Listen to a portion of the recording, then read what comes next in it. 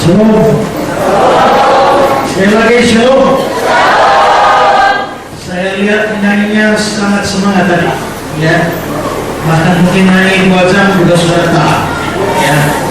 Nah, karena itu firman Tuhan harus lebih penting dari nyanyi. Jadi kalau tadi dari penyanyinya sudah berapa jam tadi? Ya, 2 jam ya. 1 jam lebih. Maka firman Tuhan hari ini juga 2 jam. Jangan hanya semangatnya, tapi tidak semangat dengan firman Tuhan, ya. Karena firman Tuhan lebih penting daripada nyanyi. Jadi baik saudara, kita sudah banyak mendengar pujian, bahkan juga sudah turut bernyanyi. Sekarang kita akan belajar firman Tuhan. Sekali lagi saya minta, sementara belajar firman Tuhan, jangan ada yang di belakang, yang mau keluar dulu, ya, supaya jangan mengganggu yang lain sementara mendengar firman Tuhan. Saudara lihat, setiap kali mau khotbah saya selalu berdoa, Tuhan tolong supaya kita jangan sampai digoda oleh setan sehingga kehilangan fokus dari firman. Setan kerja bisa pakai macam-macam cara, termasuk bisa pakai yang suka jalan-jalan, ya. Nah, karena itu maka pastikan saudara menikmati berkat firman Tuhan dan tidak dipakai setan untuk ganggu orang lain. Amin. Ya, baik saudara, kita akan belajar firman Tuhan hari ini. Tema yang akan saya angkat hari ini adalah, ayo bersih, datang pada Yesus. Ini tema kita malam hari ini, datang pada Yesus. Teks yang akan saya bahas adalah Matius pasal 8 ayat 1 sampai ayat yang ketiga. Matius 8 1 sampai 3. Setelah Yesus turun dari bukit, orang banyak berbondong-bondong mengikuti dia. Maka datanglah seorang yang sakit kusta kepadanya, lalu sujud menyembah dia dan berkata, Tuhan, jika Tuhan mau, Tuhan dapat mentahirkan. Lalu Yesus menurunkan tangannya, menjamah orang itu dan berkata, aku mau, jadilah engkau tahir. Seketika itu juga tahirlah orang itu daripada kustanya. Saudara, ini cerita Yesus menyembuhkan orang yang sakit kusta. Sakit kusta ini nama lainnya adalah penyakit lepra. Tapi saudara, jika sekarang ini penyakit kusta atau penyakit lepra itu hanya dianggap sebagai suatu persoalan medis, tapi ini berbeda dengan pada zaman Tuhan Yesus. Pada zaman Tuhan Yesus, orang yang terkena sakit kusta itu dianggap itu penyakit kutukan. Kenapa? Karena di dalam Alkitab, jika Tuhan menghukum seseorang, biasanya Tuhan menghukum dengan, kalau dia menghukum dengan penyakit, maka penyakit kusta yang menjadi penyakit yang Tuhan berikan untuk sebagai hukuman. Kalau saudara misalnya membaca cerita bagaimana saudara-saudara Musa itu, yaitu Miriam dan Harun, di mana mereka itu memprotes atau iri hati kepada Musa, maka Tuhan Allah menghukum Miriam dengan sakit kusta. Ada juga lagi saudara Gehasi di dalam Alkitab, Gehasi yang ada Twitter itu dihukum Tuhan dengan sakit kusta. Lalu juga Raja Usia di dalam Alkitab dihukum Tuhan dengan sakit kusta. Dan rupanya orang yang berdosa pada waktu itu dihukum dengan sakit kusta, sehingga sakit kusta pada saat itu ini dianggap semacam kutukan dari Tuhan. Sakit kusta dianggap sakit yang diberikan langsung oleh Tuhan, bukti bahwa Tuhan tidak berkenan akan seseorang, maka dia diberikan sakit kusta. Saudara-saudara, karena itu maka orang-orang Yahudi melihat sakit kusta bukan semata-mata persoalan medis, tapi juga persoalan teologis. Sampai sekarang sakit kusta atau lepra sudah ada obatnya, tapi zamannya abad pertama, zamannya Tuhan Yesus, zaman perjanjian lama, tidak ada obat untuk sakit kusta. Kenapa tidak ada obat? Tabib-tabib terkenal pun tidak mau berusaha bikin obat. Mengapa? Karena mereka percaya sakit ini dari Tuhan, ini adalah kutukan dari Tuhan, maka hanya Tuhan yang bisa sembuhkan. Selain itu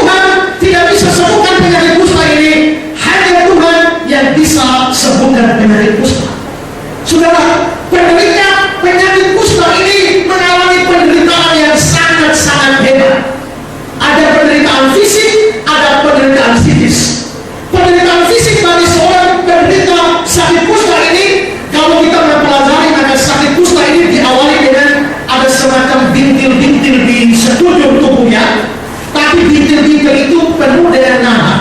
Lalu pecah, ya. Begitu pecah, nanah-nanahnya itu mengalir, lalu kena di kulit yang lain, lalu itu menyebabkan seluruh bentol-bentol di tubuh si kusta. Maka si kusta ini seluruh tubuhnya itu bengkak dan seperti melepuh karena benda atau terkena air panas. Semacam ini. Nah, saudara-saudara, bakteri yang ada pada penyakit kusta ini, dia bisa menyerang wajah. Kalau dia menyerang wajah, maka alis orang itu habis. Alisnya habis, bulu matanya rontok semua. Saudara pernah ketemu orang yang gak ada alis? Ada cewek-cewek, ibu-ibu banyak cukur alisnya. Ya. Tapi pernahkah saudara ketemu orang gak ada alis, gak ada bulu mata? Saudara, orang sakit kusta ini alisnya habis, bulu matanya habis.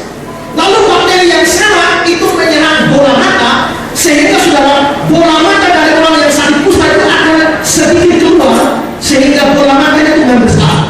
Saudara bayangkan, sudah tidak ada alis, tidak ada bulu mata, lalu bola mata biji matanya ada sedikit membesar keluar.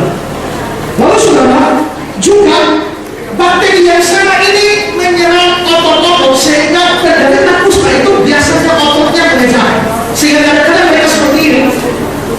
Dan dia tidak bisa lagi pegang ini karena jarinya sudah kaku seperti ini. Itu penderita kusta. Dan saudara-saudara, setelah itu dia juga penyakit kusta bakteri ini menyerang pita suara. Karena menyerang pita suara, maka suara orang yang kena kusta itu palau dan nafasnya itu terdengar. Dan saudara-saudara, yang lebih parah adalah bakteri itu menyerang sedemikian rupa sehingga putus dari setiap ruas. Jadi misalnya dia serang di sini, akhirnya ininya putus. Habis putus di sini, putus di sini. Habis itu di sini. Habis itu ini. Habis itu ini. Habis itu ini. Dari kaki, ruas kaki, sampai pergelangan kaki, sampai lutut, bisa habis sini. Sehingga orangnya hanya tinggal perut sampai kepala. Itu penyakit kusta. Saya sebenarnya punya banyak gambar untuk menunjukkan, tapi kalau saya tunjukkan semua, kita tidak bisa lama. Ya, karena itu saya hanya jelaskan saja supaya saudara mengerti bahwa sakit kusta pada waktu itu menjadi penyakit yang sangat-sangat membuat orang yang menderita. Biasanya menderita seperti itu selama 9 tahun. Dan setelah 9 tahun, orangnya mulai mengalami pingsan, lalu koma, sampai akhirnya jadi ambulan. Itu sakit kusta. Itu penderitaan fisik. Tapi penderitaan yang lain itu adalah penderitaan psikis. Itu tidak kalah hebat dari penderitaan fisik. Kalau saudara membaca kitab Ibadah pasal yang ke-13, seluruh pasal itu membahas bagaimana orang atau hukum Taurat mengatur tentang orang yang sakit kusta. Maka saudara-saudara, orang yang sakit kusta itu dianggap najis. Apa itu najis? Najis itu artinya kotor secara agama. Ya, tidak lurus secara agama, itu disebut najis. Dan orang kusta ini dianggap najis. Maka saudara-saudara, kalau orang kusta itu dianggap najis, ketika orang kusta itu, misalnya ini kita ada peraturan sekolah dalam agama ini, seandainya ada orang kusta di luar, terus dia sandarkan kepalanya di tembok, seluruh rumah dan kita para orang dalam semua itu najis. Kalau dia masuk satu tempat, ya, maka semua orang dalam radius 50 meter semua dianggap najis. Ya, semua dianggap najis. Dan saudara-saudara, karena itu apalagi sampai orang bersentuhan dengan si kusta, maka orang itu dianggap najis. Lalu saudara-saudara, karena itu maka pada zaman Tuhan Yesus, sejak dari zaman perjanjian lama sampai zaman Yesus, orang sakit kusta diberikan seragam khusus. Dan seragamnya itu, saudara, itu pakaian jubah, tapi dia tidak boleh sisir rambut. Maka rambut itu mesti terurai, tapi terurainya tutup muka. Kira-kira model bagaimana? Ya, ada seragam khusus putih-putih, lalu rambutnya itu dikacaukan semua rambutnya, lalu ditutup di muka, dan dia mesti setiap kali jalan, kalau dapat lihat orang, ada 2 orang di sana, dia mesti ngomong najis, najis, najis. Mengapa dia perlu ngomong najis? Supaya apa? Jarak 50 meter, kurang dari 50 meter najis. Seandainya saya sakit kusta, lalu saudara, kalau saudara kurang dari 50 meter dari saya, saudara dari najis. Itulah sebabnya saya harus beri peringatan kepada saudara bahwa saya najis, supaya saudara jangan mendekat. Maka begitu misalnya Pak Frans mendekat pada saya harus teriak najis, najis, najis, supaya dia sadar ada orang najis di sini. Maka nah saudara, setelah itu supaya tidak menajiskan orang banyak, maka orang yang kena kusta ini harus tidak boleh tinggal di dalam kampung, tidak boleh tinggal dalam kota, tapi disingkirkan ke pinggiran-pinggiran kampung. Dan orang yang memberi makan pun tidak boleh kurang dari 50 meter. Maka untuk kasih makan, maka orang misalnya ada rantai makanan di situ atau kantong yang berisi makanan itu pakai kayu dan disorong sedemikian rupa ke sana sampai minimal 20 meter supaya dia bisa ambil makanan. Tidak boleh berdekat. Nah, saudara-saudara, juga seorang penafsir namanya Barclay mengatakan bahwa kalau ada angin bertiup dari arah orang kusta itu, maka semua orang yang kira-kira 200 meter ke sana kena anginnya si kusta ikut najis. Kalau misalnya ada orang jualan kue di sini, lalu si kusta lewat, maka semua kuenya ikut najis. Siapa beli kuenya dan akan najis juga. Dan saudara-saudara, yang lebih tragis adalah pada abad pertengahan, orang Yahudi punya aturan. Lalu satu ini najis, satu itu najis, satu ini najis, satu itu najis. Dan dari 60 benda yang disentuh najis, nomor 1 adalah mayat. Sentuh mayat najis. Nomor 2 adalah orang kusta. Jadi orang kusta itu ranking najis nomor 2. Beda sedikit dengan mayat. Karena itu pada abad pertengahan, biasanya imam-imam itu menyelenggarakan upacara pemakaman bagi orang kusta. Dia belum mati, tapi sudah dibuat upacara pemakaman dan dia hadir di sini. Saudara bayangkan, saudara hadir di sini dan kita bikin upacara pemakaman buat saudara. Ya, jadi saudara-saudara di sini bukan cuma penderitaan fisik, tapi penderitaan psikis begitu luar biasa. Si kusta mengalami penderitaan yang sangat hebat. Dan saudara-saudara, tadi saya bilang bahwa kalau ada orang yang berdekatan dengan si kusta harus menyingkir, harus menjauh minimal 50 meter, dan dia mesti teriak najis, najis, najis. Tapi ada yang aneh dari bacaan kita, saudara. Coba kita lihat ayat 2 dari bacaan kita. Terus, maka datanglah seorang yang sakit kusta kepadanya. Saudara, seharusnya adalah ketika si kusta melihat Yesus dan rombongannya, yang harus dia lakukan adalah dia menjauh dari rombongan Yesus. Dia tidak boleh dekat-dekat dengan Yesus. Dia mesti teriak najis, najis, najis. Tapi aneh saudara, ketika si kusta ini melihat Yesus, justru dia datang kepada Yesus. Dia bukan menjauh dari Yesus, tapi dia mendekat kepada Yesus. Dia bukan lari dari Yesus, tapi dia datang bersyukur di hadapan Yesus. Berarti si kusta yang dalam bacaan kita ini, dia sedang melakukan sesuatu yang bertentangan dengan kebiasaan pada saat itu. Nah saudara-saudara, dia datang kepada Yesus. Si kusta ini datang kepada Yesus. Dia orang yang sangat menderita, dia orang yang sangat sengsara, dia orang yang nasibnya begitu seperti yang dia belum tahu. Dia dibuang oleh masyarakat, dia dibuang oleh keluarganya, dibuang oleh sahabat-sahabatnya. Tapi sekarang dia datang pada Yesus. Karena itu saudara, tema saya yang akan saya bicarakan malam hari ini adalah datang kepada Yesus. Nah saudara-saudara, ada sejumlah prinsip yang kita mesti pegang pada waktu kita mau datang kepada Yesus. Dan bagi saya, sikap si kusta yang datang kepada Yesus ini memberikan kita sejumlah prinsip yang harus kita miliki setiap kali kita datang kepada Yesus. Prinsip apa saja yang harus ada setiap kali kita datang kepada Yesus? Saya bagikan beberapa hal malam ini. Pertama, prinsip pertama dari kedatangan kita kepada Yesus. Pertama, bahwa si kusta ini datang dengan keyakinan bahwa Yesus mau menerima dia.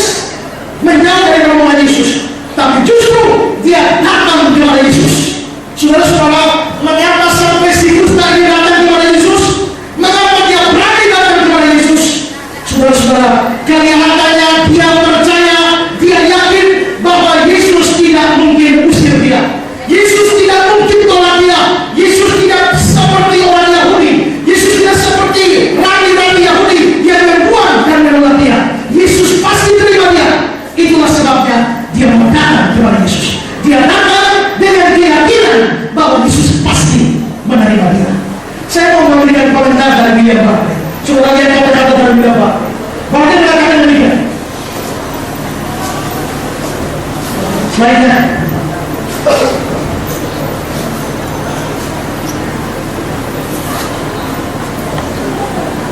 William Barclay mengatakan begini, tak akan ada orang sakit kusta yang berani mendekati seorang ahli Taurat atau Rabi Yahudi. Penderita penyakit kusta tahu bahwa dia pasti akan dilempar yang mati dan diusir. Tetapi penderita yang satu ini toh datang mendekati Yesus, dia tidak akan melakukan hal itu kalau dia tidak mempunyai keyakinan yang penuh bahwa Yesus mau terima dirinya.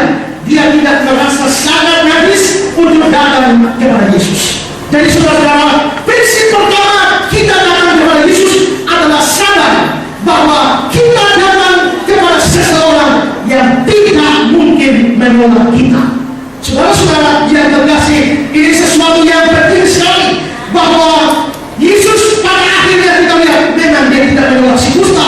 Bahkan dalam ayat yang ketiga dikatakan demikian, dalam Matius 8 ayat 3, lalu Yesus mengulurkan tangannya dan menjawab, menurut aturan hukum Taurat, jika Yesus menjawab si kusta, Yesus seharusnya najis.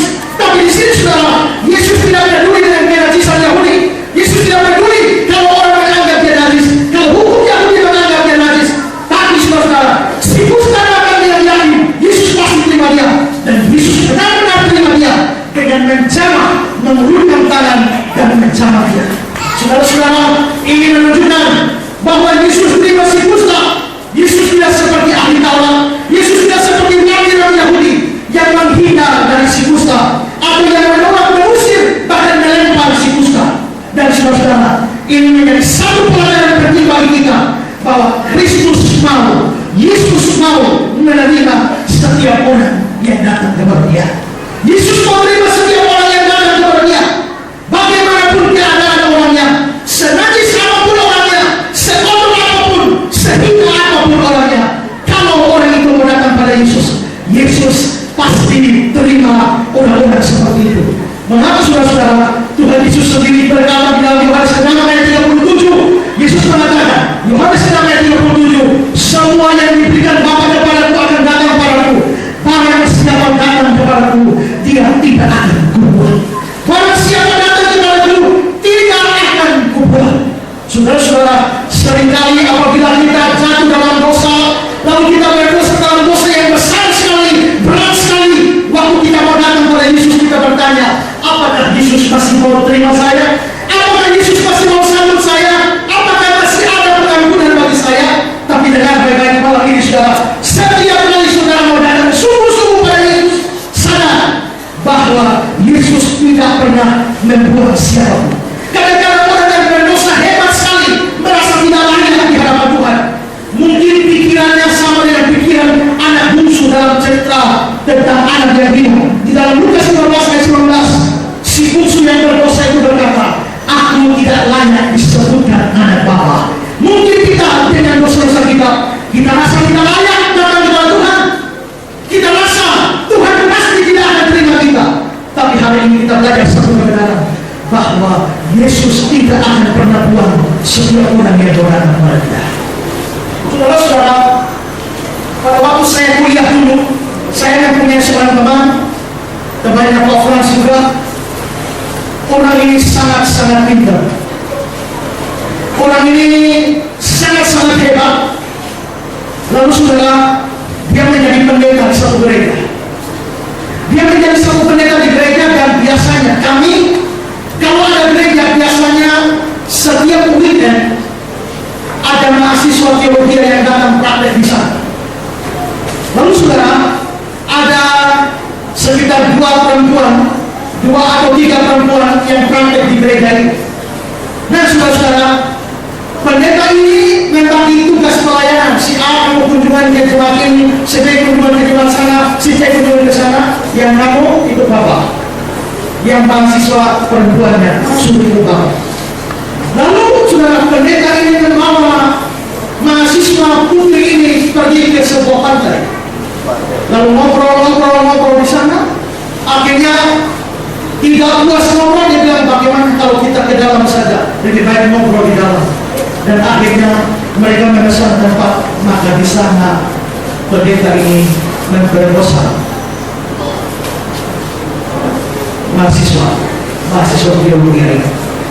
Dan inilah terbongkar, saudara. Setelah terbongkar, maka pendeta ini dipecat dari gereja. Tapi setelah itu, saudara, pendeta ini begitu frustrasi, dia ambil keputusan bunuh diri. Dan dia bukan hanya ambil keputusan bunuh diri sendiri, dia ambil keputusan bersama istrinya, bersama anaknya yang berumur 2 tahun, bunuh diri 3 orang. Maka mereka sudah berdiri, sudah duduk di lantai, racun sudah siap di tengah. Lalu pertama-tama mereka sudah atur jadwalnya. Pertama, anaknya yang masih 2 tahun diminumkan racun itu. Setelah mati, istrinya nomor 2. Setelah mati, baru si pendeta nomor 3. Maka sudah mereka sudah siap racun di situ, siap minum. Tapi pada saat itu diminumkan ke anak 2 tahun ini, tahu anak ini menangis sejadi-jadinya, berteriak sejadi-jadinya. Mereka seperti sadar dan akhirnya tidak jadi bunuh diri. Tapi setelah itu, pendeta ini sangat frustrasi dan lalu akhirnya kembali kepada hidupnya yang lama. Lalu kalau dia cukup dekat dengan saya berusaha menelpon dia, tidak pernah diangkat. Saya berusaha dengan cara bertemu dengan dia, tidak diangkat. Saya bertemu dengan dia dan saya bilang, "Pak, kembalilah kepada Tuhan. Tuhan pasti ampuni dosa Bapak." Dia bilang, "Tidak, Tuhan tidak mungkin ampuni dosa saya. Dosa saya terlalu berat. Dosa saya terlalu besar. Tuhan tidak mungkin ampuni saya." Lalu saudara, apapun yang saya buat, dia tetap tidak percaya Tuhan Allah, Tuhan Yesus Kristus masih mau ampuni dia. Lalu saya bilang kepada dia pada hari itu, saya bilang, "Pak, mungkin saat ini engkau ragu bahwa Tuhan akan terima kamu. Mungkin saat ini kamu ragu bahwa Tuhan mau ampuni kamu. Tapi dengar baik-baik kalimat saya ini. Jika kamu meragukan bahwa Tuhan akan mengampuni kamu, itu sama dengan keraguan seekor ikan. Jangan sampai air laut habis karena tiap hari saya minum. Bisa ikan khawatir, jangan sampai air laut habis karena tiap hari saya minum. Seberapa banyak pun ikan minum air itu, seberapa banyak pun ikan minum air Kapuas. Sungai Kapuas tidak ada dirimu kan? Itu sama seperti kekhawatiran seekor burung. Jangan sampai udara habis kalau tiap hari saya minum. Demikian juga saudara-saudara, setiap kita jangan menjadi orang berdosa. Seringkali dosa kita begitu besar dan kita merasa saya tidak layak lagi kepada Tuhan, persis seperti perasaan anak bungsu itu. Aku tidak layak lagi diterima. Tapi saudara-saudara, hari ini kita dengar satu kebenaran penting bahwa Yesus mau terima siapapun yang datang pada Dia, sekolah apapun, senajis apapun, sehina apapun, seberdosa apapun. Tidak ada yang terlalu rusak yang bisa diperbaiki oleh Tuhan Yesus. Saudara-saudara, di Taiwan ada seorang anak muda yang punya kisah mirip sekali dengan cerita di dalam Alkitab tentang anak yang hilang.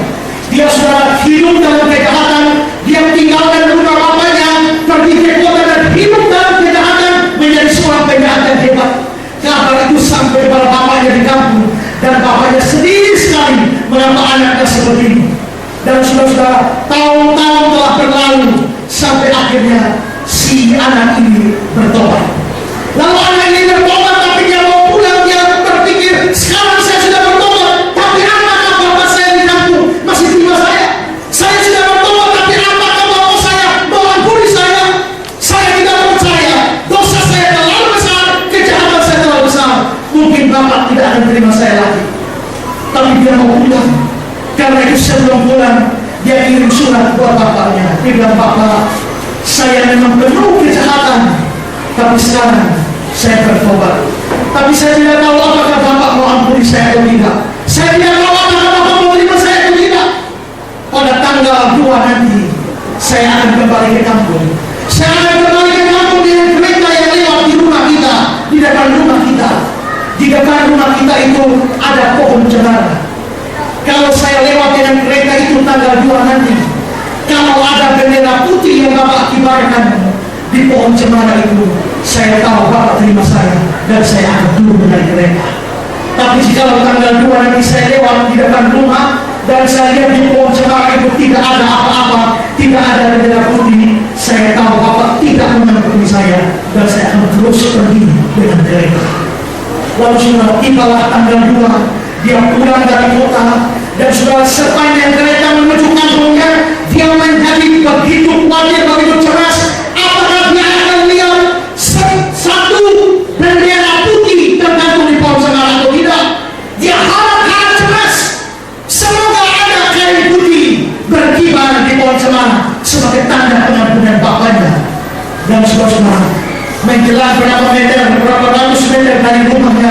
Dia tidak berani melihat ke pohon cemara itu. Tapi ada temannya, begitu kereta pas dia lewat di temannya bilang, kawan, ternyata benda putih tidak ada di pohon cemara. Dia menangis sejadi-jadinya.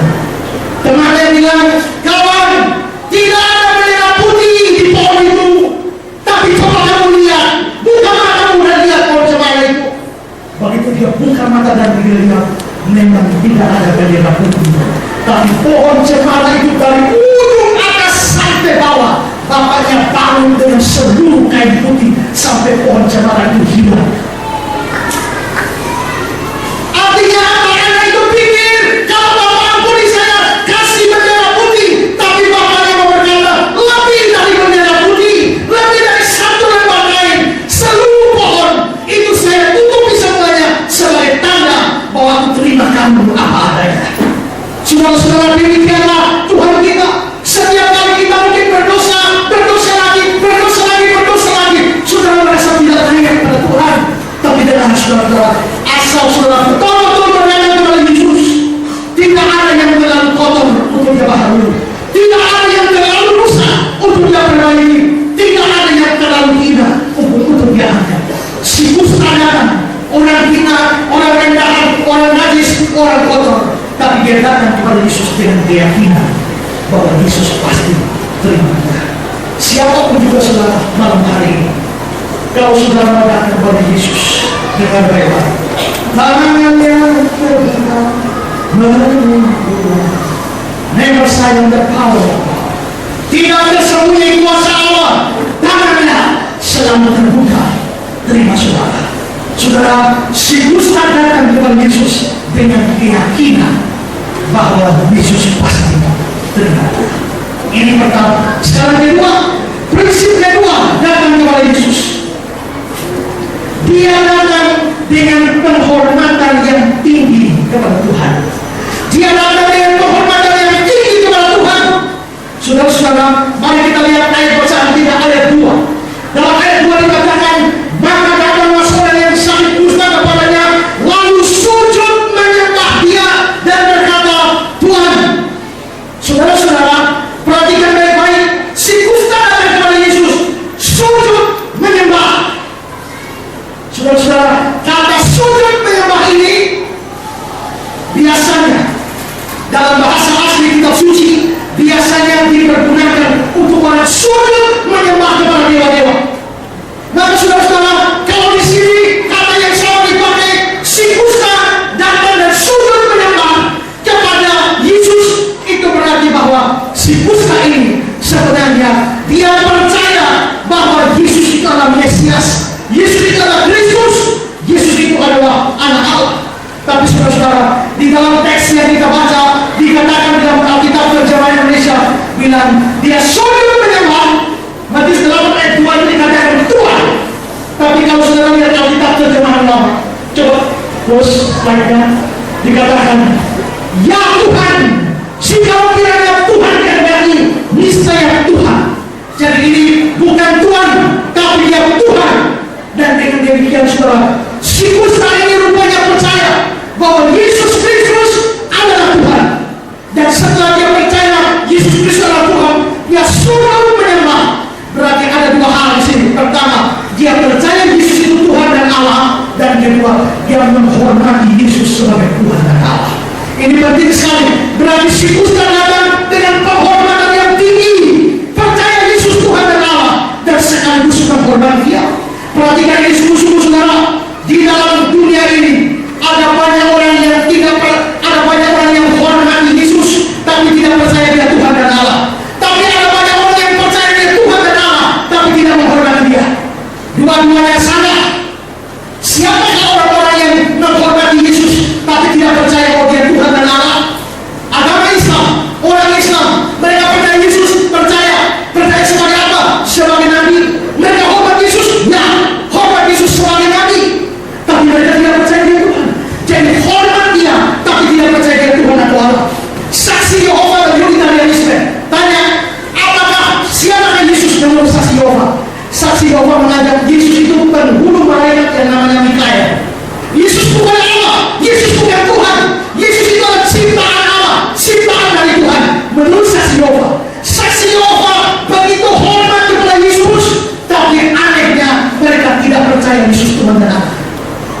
Dan banyak orang seperti itu.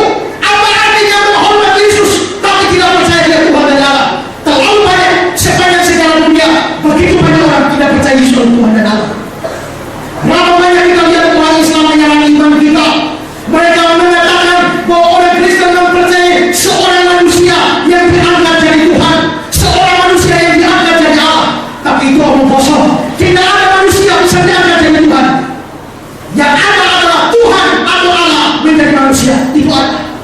Saudara-saudara, saksi Yehova, kalau saudara ketemu dengan saksi Yehova, ingat baik-baik. Saksi Yehova selalu mempunyai kalimat demikian. Orang Kristen kalau percaya Allah Tritunggal, Allah Bapa, Allah Roh Kudus, dan yang pertama Allah Bapa, yang ketiga Allah Roh Kudus, yang kedua apa? Allah Bapa, Allah Anak, Allah Roh Kudus. Kalau saudara ketemu saksi Yehova akan bertanya begini. Coba kasih tunjuk di Alkitab mana ada kata Allah Anak. Silakan cari dari Kejadian sampai Wahyu sampai Nabok sudah tidak ada. Saksi Yehova bilang, coba kasih ayat Allah Anak. Tidak ada. Yang ada adalah anak Allah. Jadi Yesus itu adalah anak Allah, bukan Allah Anak. Betul juga ya? Waktu saya debat dengan Insan Mokoginta di Muhammadiyah Sidoarjo, Insan Mokoginta bilang begini, Yesus itu anak Allah, bukan Allah. Coba Insan Mokoginta tanya, anak gubernur itu gubernur atau bukan? Anak gubernur itu gubernur atau bukan? Bukan. Anak bupati atau bukan? Bukan. Anak presiden atau bukan? Bukan. Anak Allah atau bukan? Bukan. Giliran saya yang ngomong, saya bicara, saya naik, saya bilang. Tadi Insan Mokoginta bilang, anak presiden bukan presiden, betul. Anak bupati bukan bupati, anak gubernur bukan gubernur, betul sekali. Mengapa? Karena presiden itu jabatan, bupati itu jabatan, gubernur itu jabatan. Tapi kalau kita bicara Yesus anak Allah, itu bukan soal jabatan, itu soal hakikat. Sekarang saya tanya kepada kalian semua, anak ular tunggal atau bukan? Jawab, anak ular tunggal atau bukan? Ular. Anak monyet itu monyet atau bukan? Masa anak monyet itu kecoa? Anak macan itu macan atau bukan? Sekarang saya tanya saudara ini sebenarnya anak manusia atau manusia? Ya? Anak manusia atau manusia? Saudara itu anak manusia, betul? Betul. Saudara manusia, betul? Berarti saudara itu anak manusia juga. Kalau begitu mengapa Yesus tidak bisa anak-anak sekaligus Allah? Jadi saudara ada banyak orang di dunia ini tidak percaya Yesus Tuhan dan Allah, sekalipun mereka hormat Dia. Tapi sebaliknya banyak orang Kristen percaya Dia Tuhan dan Allah, tapi tidak hormat Dia. Bapak kami bilang, Bapak kami yang di surga, di seluruh agama di dunia tidak ada satu agama yang panggil Allah dengan Bapa, tidak ada. Islam punya 99 nama untuk Allah, tapi tidak pernah menyebut Allah sebagai Bapa, tidak ada. Buddha itu ateis, tak percaya ada satu pribadi Allah. Hindu mempunyai begitu banyak dewa, tapi tidak pernah ada satu sebutan panggil Allah sebagai Bapa, tidak ada.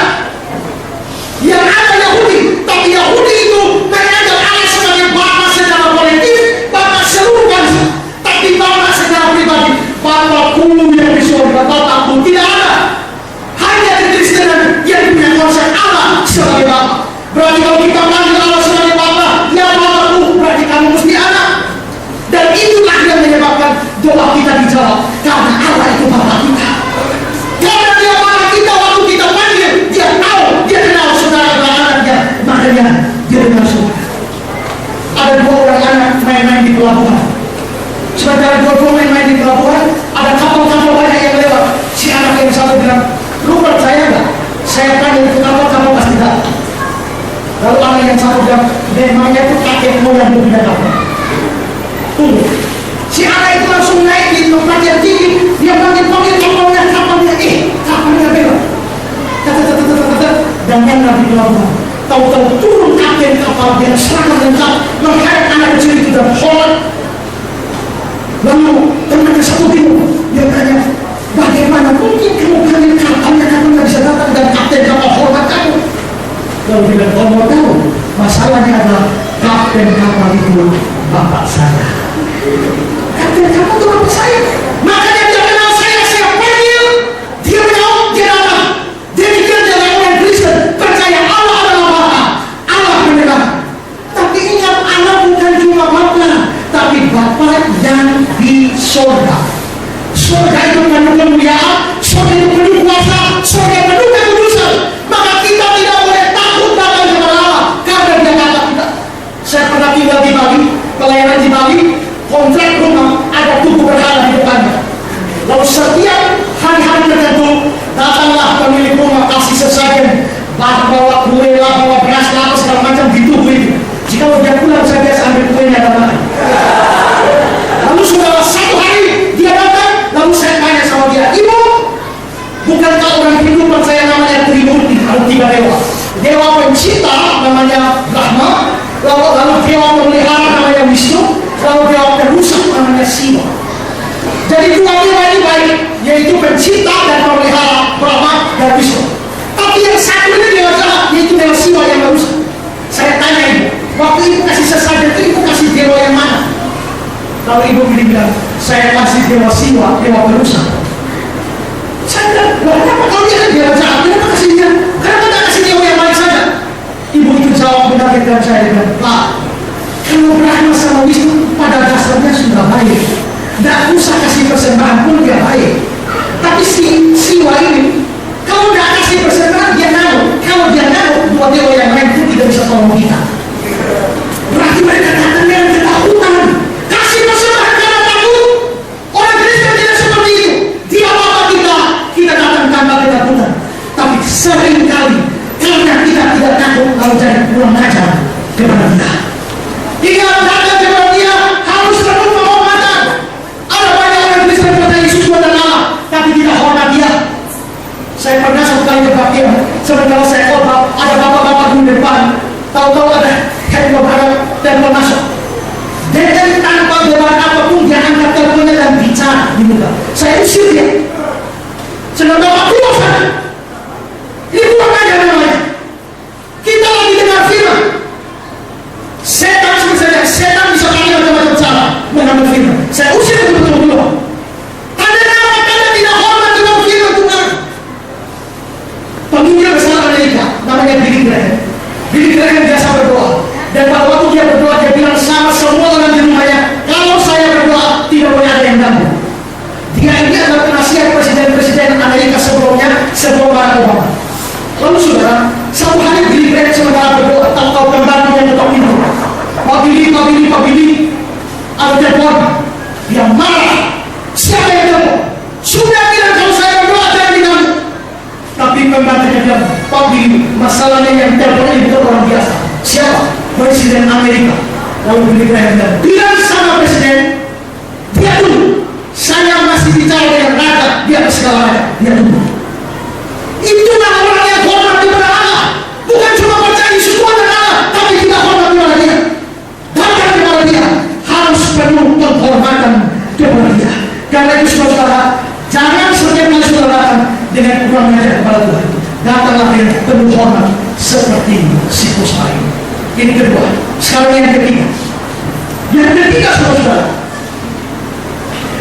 dia siklus datang dengan sikap merendahkan diri dan kepasrahan yang mutlak kepada Tuhan. Saudara, kerendahan diri dan kepasrahan yang saya maksudkan adalah di dalam ayat 2. Saudara perhatikan ayat 2. Maka datanglah seorang yang sakit kusta kepadanya, lalu sujud menyembahnya dan berkata, Tuhan, apa? Jika Tuhan mau. Perhatikan saudara, si kusta ini sama sekali tidak menuntut Tuhan, tahirkan aku, Tuhan sembuhkan aku, tidak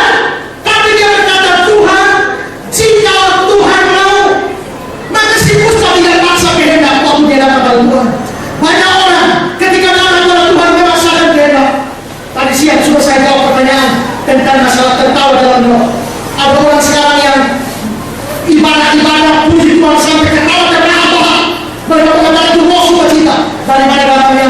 Itu namanya Toronto Basic, datangnya dari kota Toronto, Kanada. Itu dimulai dari satu orang namanya Rote Howard Brown yang dia berdoa. Dia kalau mengalami kesulitan rohani, dia berdoa, Tuhan, jamahlah aku. Tapi dia berdoa, dia rasa belum dapat jamahan. Dia berteriak, Tuhan, turunlah dari surga dan jamahlah aku. Kalau engkau tidak turun dari jamah aku yang akan naik dan menjamah engkau.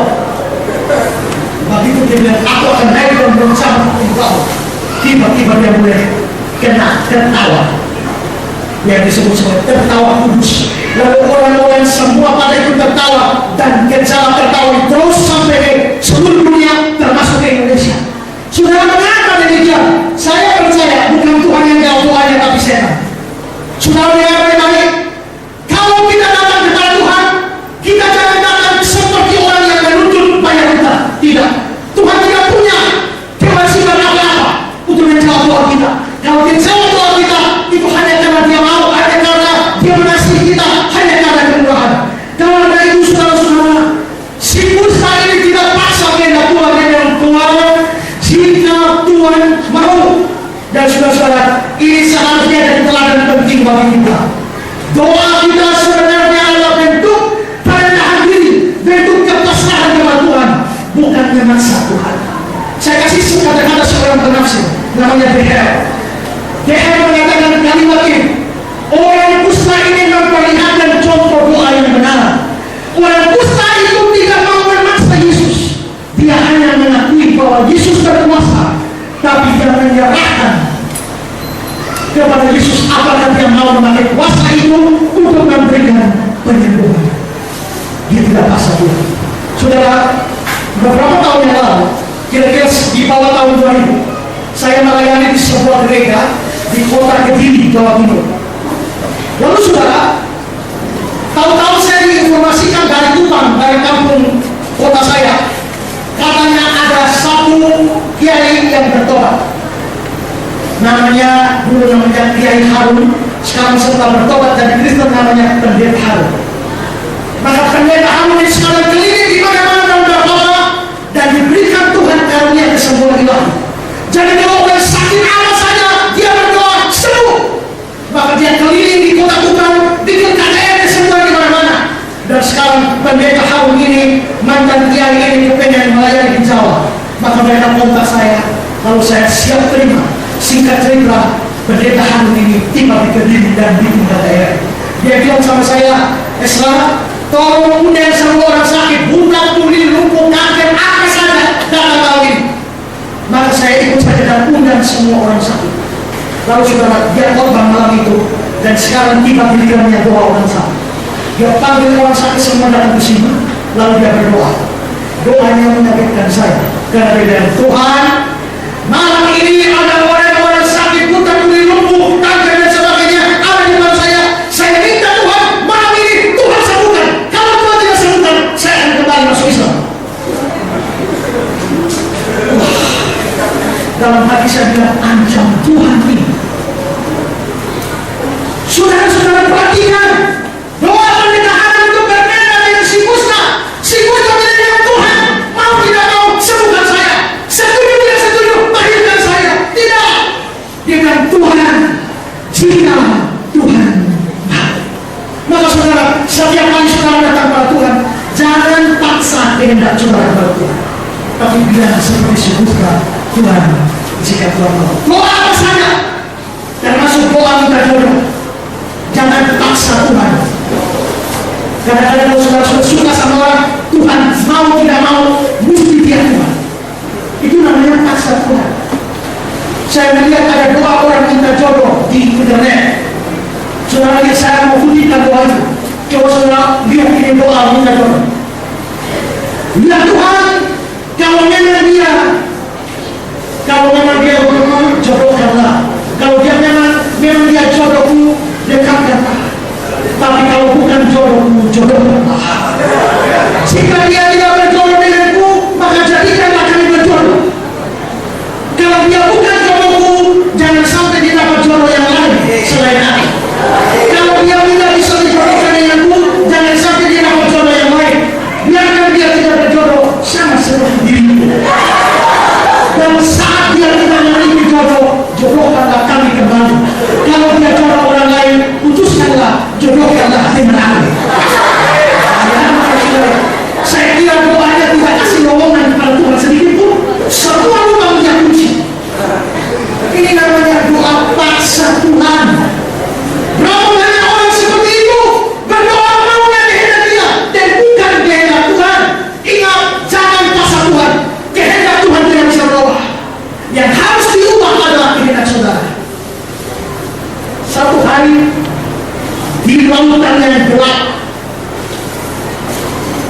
bertemulah dua kapal. Saking gelapnya, badan kapal ini tidak kelihatan, cuma lampu di kapal itu yang kelihatan. Tapi saudara, ternyata dua lampu dari kapal ini mulai mendekat, mau tabrakan. Kalau mau tabrakan, yang kapal sana yang mungkin pakai radio, kamu tolong tinggal sekian mil ke kiri. Lalu yang sini malas, enggak, kamu yang mesti geser sekian mil ke kanan. Yang sini bilang, serius, sekian mil ke kiri. Yang sini bilang, serius juga, kamu yang sekian mil ke kanan. Makin dekat, hampir tabrakan. Yang sana bilang, jangan main-main, serba ke kiri. Yang sini balas, jangan main-main juga, sekian mil ke kanan. Lalu saudara, yang sini makin dekat, hampir tabrakan. Yang sini bilang, peringatan terakhir, serba ke kiri. Yang sini bilang, peringatan terakhir juga, serba ke kanan. Hampir tabrakan. Yang sini bilang, serba ke kiri. Ingat, ini kapal perang. Yang sini balas, serba ke kanan. Ingat, ini bukan kapal, tapi mercusuar. Nah, sekarang saudara, kalau kapal mau tabrakan sama mercusuar, yang mesti belok yang mana? Kapal atau mercusuar? Mesti kan?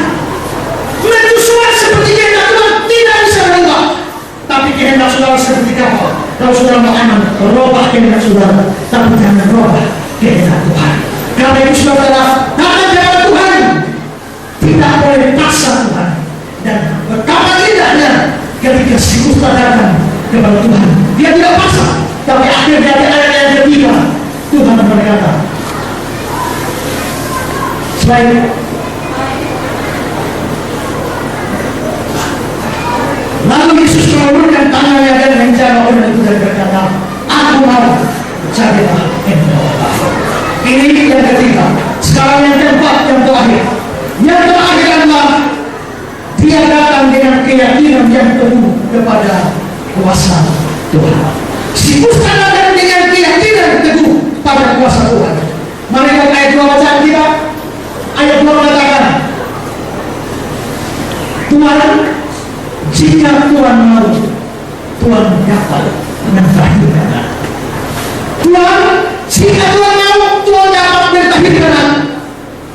Di dalam salah satu Alkitab bahasa Inggris, Basic Bible English, diterjemahkan demikian, you have power to make me free. Engkau mempunyai kuasa mentahirkan aku. Saudara, si kusta tidak paksa Tuhan, tapi si kusta ini yakin, jika Tuhan mau, Tuhan dapat mentahirkan dia, Tuhan dapat menyembuhkan dia, Tuhan sanggup mengubah hidupnya. Jadi saudara, sama sekali tidak kelihatan ada keraguan di dalam kata-katanya. Dia percaya penuh kuasa Tuhan, bahwa kalau Tuhan Yesus mau, Tuhan Yesus sanggup menolong dia. Menurut para nabi, seperti saya bilang tadi, para nabi mengatakan ini hanya Tuhan Allah yang bisa sembuhkan. Tapi dokter-dokter tidak bisa sembuhkan, tidak ada obatnya. Tapi si kusta ini yakin, Yesus pasti sanggup. Yesus punya kuasa, sanggup mentahirkan dia. Engkau mempunyai kuasa untuk mentahirkan aku. Berarti saudara, orang datang kepada Yesus harus punya keyakinan bahwa Yesus sanggup tolong dia. Apa artinya kita datang kepada Yesus tapi kita tidak percaya Yesus sanggup tolong kita? Apa artinya kita membawa seluruh hidup kita kepada dia tapi kita ragu-ragu apakah dia bisa tolong saya atau tidak? Saudara-saudara, tadi siang saya bilang ya, saya ini bukan pendeta yang punya karunia kesembuhan. Enggak. Saya punya karunia mendoa orang cepat mati. Kalau orang sakit saya berdoa biasanya mati ketimbang sembuh. Tapi saudara, saya pernah punya satu pengalaman yang saya berkhotbah KKR dari kelas 1 SMA saya sudah khotbah. Dan karena itu kalau namanya khotbah KKR tidak ada masalah, saya bisa berkhotbah. Dan satu hari saya diundang di satu gereja untuk khotbah KKR dan saya pikir aman-aman saja. Tapi ternyata setelah saya sampai di sana mereka bilang begini, Pak Pendeta, sekarang bukan cuma khotbah KKR, tapi KKR kesembuhan iman. Ada kesembuhan untuk orang sakit. Saya bilang, matilah saya. Umur tidak pernah pikir acara Tuhan kesembuhan. Jadi saudara-saudara, hari pertama KKR itu saya lihat luar itu orang sakit begitu banyak. Buta kuning lumpuh semua ada di situ. Dan saya jadi tahu. Kalau hanya khotbah KKR tidak ada masalah, tapi kalau kesembuhan nanti bagaimana? Saya mau bertanya dari itu. Sepanjang khotbah tidak orang sakit duduk di sini, saya tidak berani lihat mereka. Saya lihat orang lain. Khotbah saya panjang-panjangkan, tapi akhirnya khotbah selesai juga dan mufti doa orang sakit. Saya tidak tahu mau buat bagaimana, tapi saya ingat, dulu saya pernah nonton video doa kesembuhan dari Reinhard Bonnke. Lalu Bonnke mengatakan, semua yang sakit bangkit berdiri, lalu yang sakit kepalanya tolong taruh tangan kiri di kepala, tangan kanan angkat. Yang sakit jantung taruh tangan kiri di jantung, angkat. Yang buta taruh tangan kiri di mata, angkat. Setelah itu Bonnke berdoa, dalam nama Yesus semua sakit saya perintahkan lenyap. Dan malam itu kata Bonnke, kesembuhan banyak terjadi. Silakan yang sudah sembuh maju dan bersaksi, dan banyak orang yang maju bersaksi telah sembuh. Saya pernah nonton video itu dan sekarang saya mau ikut. Lalu saya bilang, semua yang sakit maju ke depan. Maka banyak orang sakit maju ke depan. Semua orang yang maju ke depan, saya bilang, saudara-saudara, apakah saudara percaya Tuhan Maha Kuasa? Mereka amin. Apakah saudara percaya Dia sanggup menyembuhkan saudara malam ini? Amin. Tapi dalam hati saya, aduh, kamu mati saya. Apakah saudara yakin Tuhan tidak kuasa? Dulu sekarang selama-lamanya tidak berubah. Mereka amin. Tapi saya, susah saya. Akhirnya saya suruh mereka sakit semua, tangan taruh di tempat sakit, tangan kanan. Lalu saya berdoa itu Reinhard Bonnke, dalam nama Yesus semua sakit penyakit saya usir keluar, kesembuhan terjadi. Amin. Selesai saya bilang, saya percaya malam ini kesembuhan banyak terjadi. Sekarang yang sudah sembuh nanti dan bersaksi. Nah, saya berteriak lagi, saya percaya malam ini kesembuhan banyak terjadi. Silakan yang sudah dijamah Tuhan bersembuh, maju dan bersembuh. Tunggu sampai keringat seperti gigi jagung, tidak ada satu orang maju. Tapi saya ada akal. Saya bilang, saudara-saudara, di Alkitab ada cerita Yesus menyembuhkan 10 orang kusta. 10-10-nya sembuh, tapi hanya satu orang yang kembali ucap terima kasih. 9 tidak balik lagi. Saya yakin malam ini ada banyak kesembuhan, tapi saya minta satu saja bersama. Ayo maju. Tunggu. Tidak ada satu. Kalau ada satu yang maju, saya bilang, saudara-saudara, memang Tuhan menyembuhkan dengan berbagai cara. Yang pertama secara langsung, kedua berangsur-angsur. Jadi kalau saudara tidak sembuh malam ini, saudara akan disembuhkan dengan berangsur-angsur. Udah malam. Saudara, malam itu saya kenal dengan Tuhan. Saya bilang, Tuhan, kalau kau tidak mau sembuhkan, kenapa kau mau orang sakit begitu banyak? Saya marah dengan Tuhan. Tapi Tuhan tegur saya. Tuhan bilang, kamu boleh berteriak, percayalah, yakinlah akan kuasa Tuhan. Tapi kamu sendiri tidak benar. Bagaimana kamu mau membawa orang kepadaku, padahal engkau tidak percaya, aku sanggup. Hari itu, malam itu, saya berlutut kepada Tuhan dan meminta ampun. Besok acara KKR hari kedua, ternyata orang sakit masih banyak. Rupanya mereka tidak kapok, kemarin tidak sembuh. Hari kedua mereka datang mengatakan doa. Dan hari kedua itu sebenarnya kita menyanyi, curahkanlah kuasa-Mu Tuhan, mujizat terbagi di tempat-Mu. Ketika lagu itu dipulang para kalian terpuji, tahu-tahu satu bapak lompat bangun dan berteriak, puji Tuhan, haleluya, saya 17 tahun lumpuh dan hari ini disembuhkan oleh Tuhan. Kalau saya belum berdoa, tapi dia sudah sembuh. Dari situ saya belajar satu hal, bahwa setiap kali kita datang kepada Tuhan, jangan pernah takut, jangan pernah ragu akan kuasa Dia. Saya pernah berkata, Tuhan kita, Tuhan Allah kita, Tuhan Yesus Kristus itu melampaui seluruh hukum di dalam dunia ini. Dia melampaui hukum dunia,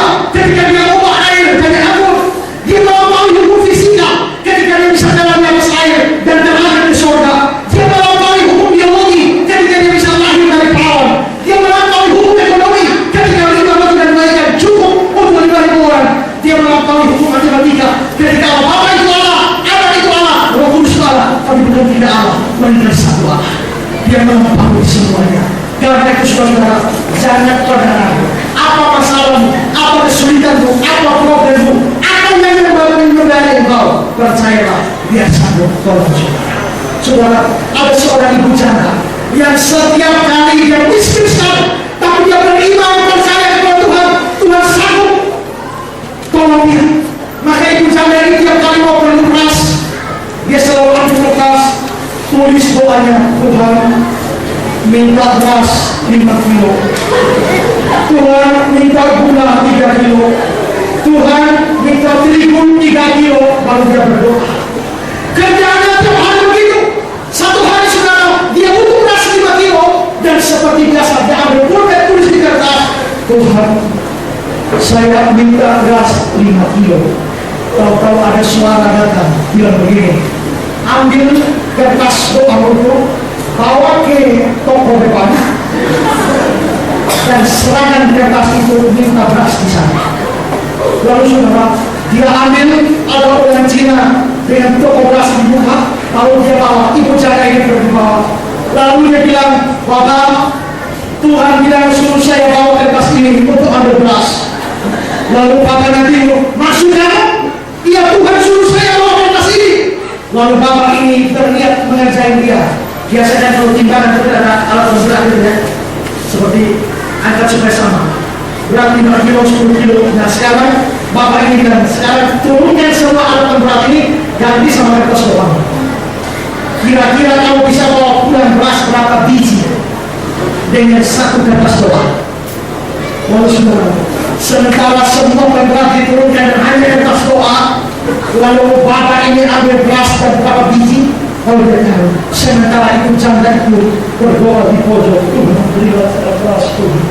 Dan Bapak itu turunkan berapa biji beras, timbangan tidak naik, 1 genggam tidak naik, 2 genggam tidak naik,